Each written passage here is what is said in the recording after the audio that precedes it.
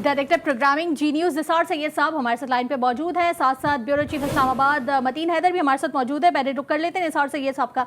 निसार सैयद साहब, पीडीएम में इख्तलाफात आ गए हैं, बिल्कुल खुल के सामने आ गए हैं। आज पूरा दिन बड़ा गर्मा गर्मी का माहौल रहा और अब लॉन्ग मार्च भी हम देख रहे हैं मुलतवी हो गया है।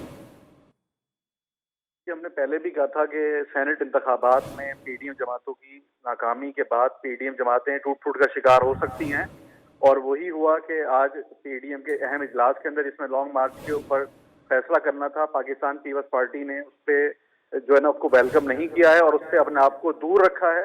और पाकिस्तान पीपल्स पार्टी इस्तीफों के मरहले में पहले भी वो इनकी मुखालफत करती रही है, क्योंकि पीपल्स पार्टी नहीं चाहती कि जमहूरी सिस्टम डिरेल हो और जमहूरी सिस्टम जो है वो खत्म हो जाए। इसलिए पाकिस्तान पीपल्स पार्टी ने इस इंतहाई फैसले से अपने आप को दूर रखा है, क्योंकि और जमातें जिसमें पाकिस्तान मुस्लिम लीग नवाज है, जेयूआई है और पीडीएम की दीगर जमातें हैं, उसमें उनके पास खोने के लिए वो कुछ नहीं है जो पाकिस्तान पीपल्स पार्टी के पास है।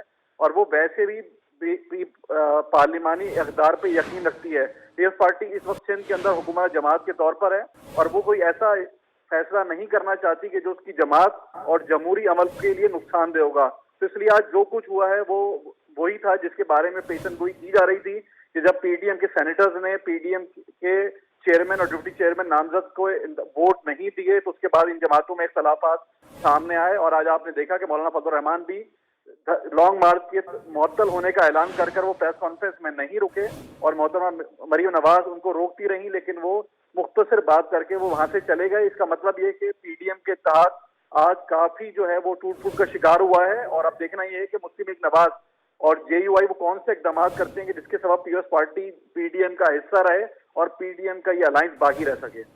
हुकूमत और पीडीएम के दरमियान भी सियासी जोड़ तोड़ का सिलसिला इस तरह चलता रहेगा। निसार साहब हमारे साथ मौजूद हैं। निसार साहब, जिस तरह हम देख रहे हैं 10 जमातें हैं, लेकिन इसके बावजूद जो 3 बड़ी जमातें हैं उनमें वाज़ेह तौर पे इख्तलाफात दिख रहे हैं। अब अगर ये तीनों जमातें अलग होती हैं, क्योंकि मुस्लिम लीग नून का रवैया एकदम अलग है और पीपल्स पार्टी की जानिब देखा जाए तो वो बिल्कुल अलग रवैये के साथ आ रही हैं, तो क्या मुस्लिम लीग नून के लिए अकेले इन हुकूमत को घर भेजने का, जैसे मरियम ने भी अभी कहा कि नहीं हुकूमत तो जाएगी ही, वो बज़िद हैं इस बात पे, अकेले वो किस तरह हुकूमत के खिलाफ मुहिम चला पाएगी नून लीग?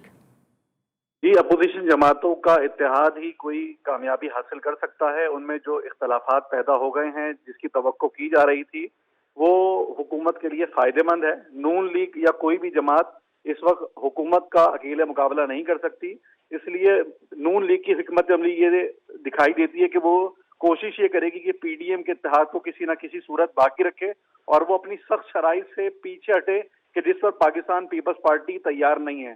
पीपल्स पार्टी किसी भी सूरत में पॉलिटिकल प्रोसेस को डिरेल होने नहीं देगी, चाहे उसको कोई कुर्बानी देना पड़े। दूसरी बात ये कि पीपल्स पार्टी, जैसे मैंने पहले कहा है, कि वो एक बड़ी स्टेक होल्डर है, उसके पास एक सूबे की हुकूमत है, जबकि नवाज लीग समेत जेयूआई और दीगर जमातों को ये एज हासिल नहीं है। तो पीपल्स पार्टी वो कुर्बानियां नहीं देगी जिसके सबब उसकी अपनी जमात अपने ही सूबे में मुश्किलात का शिकार हो। तो इसलिए पीपल्स पार्टी की बजाय अब नून लीग को आगे बढ़ना होगा, जेयूआई को आगे बढ़ना होगा, ताकि वो इस अपोजिशन इत्तेहाद को बचा सकें। उस अपोजिशन इत्तेहाद का बचना इन जमातों के हक में है पीपल्स पार्टी की बानिस्बत। जी।